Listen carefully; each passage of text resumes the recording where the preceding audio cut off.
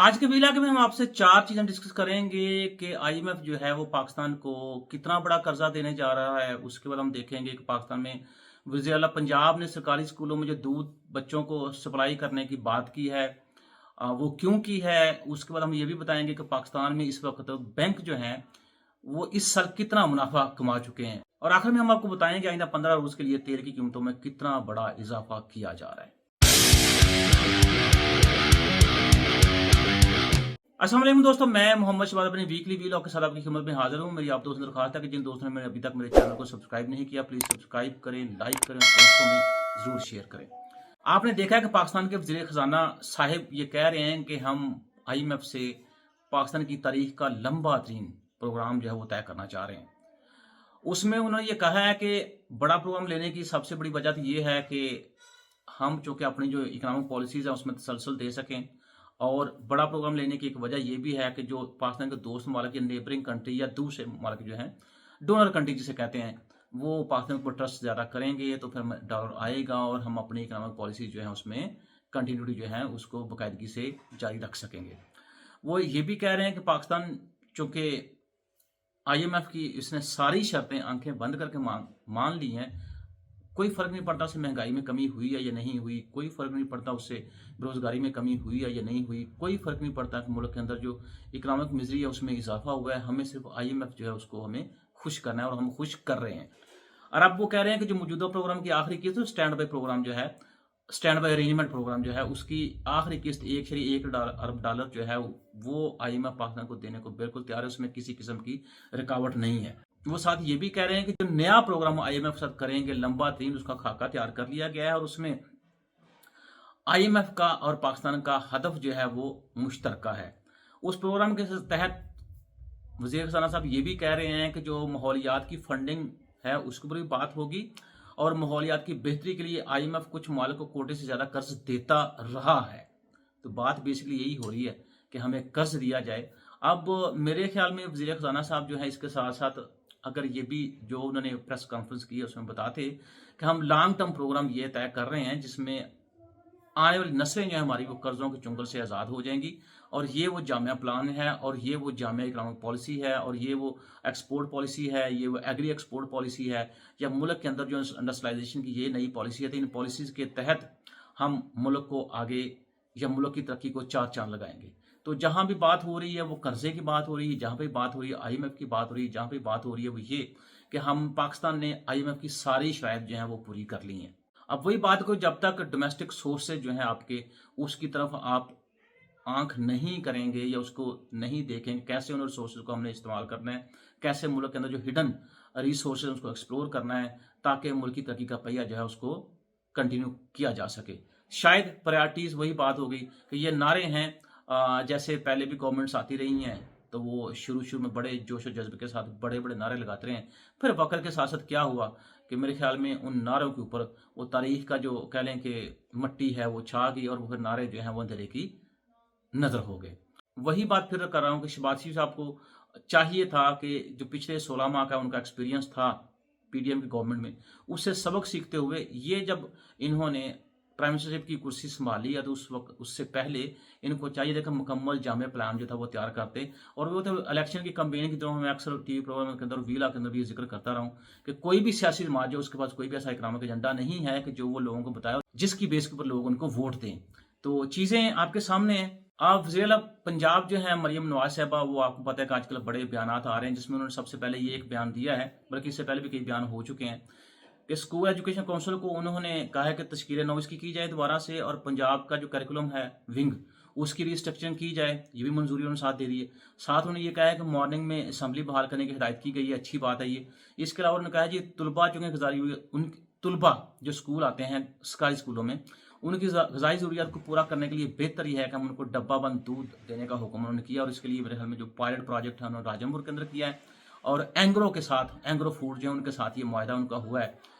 तो इसका मतलब ये हुआ कि जब वो पायलट प्रोजेक्ट जो है वहाँ अगर कामयाबी से ये मनसूबा काम करता है तो फिर पूरे पंजाब के अंदर जो सरकारी स्कूल हैं वहाँ तलबा को डब्बा बंद दूध जो है वो प्रोवाइड किया जाएगा। आप इसी तरह देखें, पाकिस्तान का पैसा ज़ाया हो रहा है बेनज़ीर इनकम सपोर्ट प्रोग्राम के थ्रू, पाकिस्तान का पैसा ज़ाया हो रहा है एहसास प्रोग्राम के थ्रू, पाकिस्तान का पैसा ज़ाया हो रहा था ये लैपटॉप स्कीम्स के अंदर, अभी भी हो रहा है। पाकिस्तान का पैसा जनाब वो तनूर की उसमें झोंक दिया गया 6 अरब रुपया। कोई बंदा, और अब ये दूध प्रोग्राम शुरू हो गया है, कोई बंदा ये सोचता ही नहीं है, ये दूरंदेश नहीं होते कि भाई इस पैसे को बचा के हम को मुल्क के अंदर फैक्ट्री लगा सकते हैं। जो पैसा बीएसपी में जा रहा है उससे मुल्क के अंदर कोई इंडस्ट्री जो है उसको लगाई जा सकती है, कोई फैक्ट्री लगाई जा सकती है, कारखाना लगाया जा सकता है। एहसास राशन प्रोग्राम जो उसके थ्रू भी कारखाने लगाए जा सकते हैं। जैसे अभी हमने वो निगरान प्रोग्राम जो उसके अंदर पैसा आप जाया करेंगे तो उसमें भी हम कारखाने लगा दें ताकि लोगों को हम रोजगार दें। हर गवर्नमेंट जो है वो किसी ना किसी फॉर्म में कौम को जो है भिखारी बनाने के ऊपर वो तुली हुई है, और हम भिखारी बन भी रहे हैं। तो दूरंदेशी तो इसी में थी कि हम चूंकि मुल्की मसाइल जो उनको मदद रखते हुए हम इस पैसे से कोई फैक्ट्री लगाते, मोबाइल फैक्ट्री लगाते, मुल्क के अंदर लैपटॉप फैक्ट्री लगाते, मुल्क के अंदर कोई और साइकिल बनाने की फैक्ट्री लगाते, और बहुत सारी चीज़ें थी मुल्क के अंदर वो लगाते ताकि लोगों को रोजगार मिलता, लोगों की आमदन में इजाफा होता for long span of time. लेकिन वही बात, हम शायद जो विजिबल चीज़ें हैं उसके ऊपर ज़्यादा तवज्जो देते हैं। अब ज़ाहिर बात बेनज़ीर इनकम सपोर्ट प्रोग्राम के पैसे जो हैं वो भी नज़र आते हैं, लोगों को मिलेंगे। उसके बाद अब जैसे दूध वाला प्रोग्राम में ये भी नज़र आएगा, इसी तरह जो तनूर वाले पैसे थे वो भी नज़र आएगा, एहसास राशन प्रोग्राम जो तो वो भी नज़र आएगा। अब निगहबान के नवाज शरीफ साहब अपनी तस्वीरें लगा के वो तोड़े जो हैं थैले वो दिए जा रहे हैं वो भी नज़र आएगा। तो दूरंदेशी जो है उसकी तरफ तवज्जो कोई नहीं दे रहा, शायद हमारी कौम जो है वो भी इतनी दूरंदेश नहीं है। इसी तरह मुल्क की इंडस्ट्री बैठ रही है, कोई बात नहीं। मुल्क में बेरोजगारी बढ़ रही है, कोई बात नहीं। मुल्क के अंदर महंगाई बढ़ रही है, कोई बात नहीं। मुल्क में इकोनॉमिक मिजरी बढ़ रही है, कोई बात नहीं। लेकिन इस साल बैंकों का जो प्रॉफिट है वो खालस प्रॉफिट जिसे कहते हैं नेट प्रॉफिट, वो 86% है। और बैंक्स का ये जो 86% प्रॉफिट है ये तकरीबन 572 अरब रुपए के बराबर बनता है। अब आप सोचेंगे कि इस मुनाफे की बड़ी वजह क्या है? इस मुनाफे की बड़ी वजह शरह सूद में इजाफा है। और आपको पता है 22% से भी ऊपर जो है आज शरह सूद पाकिस्तान के अंदर इस वक्त कायम है। और वैसे किसी बैंक के पास आप कर्जा लेने चले जाएं तो वो ऑलमोस्ट 40-45% इंटरेस्ट के ऊपर आपको सूद देता है। तो आप देखें कि बैंक्स कितने अमीर हो गए। और आप ये भी देखें कि जो बैंकिंग सेक्टर है उसका पाकिस्तान के अंदर या पाकिस्तानी इकोनॉमी जो है बैंकिंग सेक्टर के लिए कितना पोटेंशियल रखती है।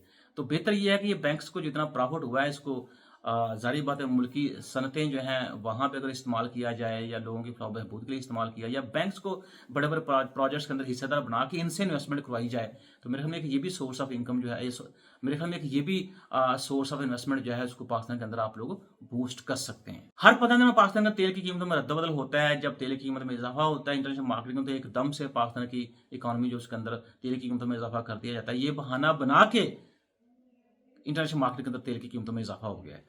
लेकिन जब इंटरनेशनल मार्केट के अंदर तेल की कीमतों में कमी होती है तो फिर उस लिहाज से कमी नहीं की जाती पाकिस्तान के तेल की कीमतों में जिस तरह इंटरनेशनल मार्केट के अंदर इजाफा होता है, जिस तरह इंटरनेशनल मार्केट के अंदर तेल की कीमतों में कमी आती है। अब चूंकि ओगरा ने अगले 15 दिन की रिपोर्ट पेश की और जिसके अंदर वो ये कह रहे हैं कि पेट्रोल की कीमत जब शायद 1 रुपया बढ़ा सकते हैं, साथ वो ये भी कह रहे हैं कि जो डीजल की कीमत है उसमें भी शायद 1 रुपया की कमी हो सकती है। पेट्रोल की कीमत में 1 रुपया इजाफा होगा और डीजल की कीमत में 1 रुपया कमी होगी। साथ ही ये कह रहे हैं कि मट्टी के तेल और लाइट की कीमतें जो हैं उनमें कोई रद्द-बदल नहीं होगा। तो इसका मतलब ये हुआ कि पेट्रोल और डीजल की कीमतें जो हैं आने वाले 15 दिनों के लिए सेम रहेंगी, प्रेडिक्शन की जा सकती है। इसके बावजूद हुकूमत पेट्रोल और डीजल के ऊपर तकरीबन 82 रुपये फी लीटर टैक्स वसूल कर रही है। 82 रुपये फी लीटर टैक्स वसूल किया जा रहा है। पेट्रोल और डीजल के ऊपर जो लेवी है वो कितनी है? 60 रुपये। 82 और अब 60 को मिलाओ तकरीबन 142 रुपये बनते हैं। गवर्नमेंट किसी न किसी सूरत में लोगों से 142 रुपये फी लीटर टैक्स वसूल कर रही है। और पिछले 6 माह में देखा जाए तो इससे 142 रुपये के टैक्स वसूली की वजह से गवर्नमेंट को 475 अरब रुपये का टैक्स वसूल किया। इसको आम जुबान में ये कह सकते हैं कि 475 अरब रुपये के सार्फिन से टैक्सेस वसूल किए गए या सार्फिन को बोझ डाला गया।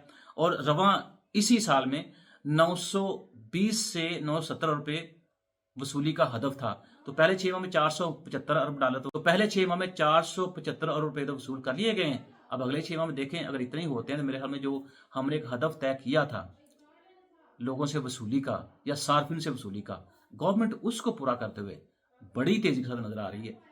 वो एक अलग बात है कि जो गवर्नमेंट की परफॉर्मेंस है वो उतनी ही स्लो है। मैं दुआ करता हूं कि अल्लाह ताला मेरे लीडरान को दूरंदेश बनाए, इनको अकल दे, ये लोगों के लिए कुछ कर सकें।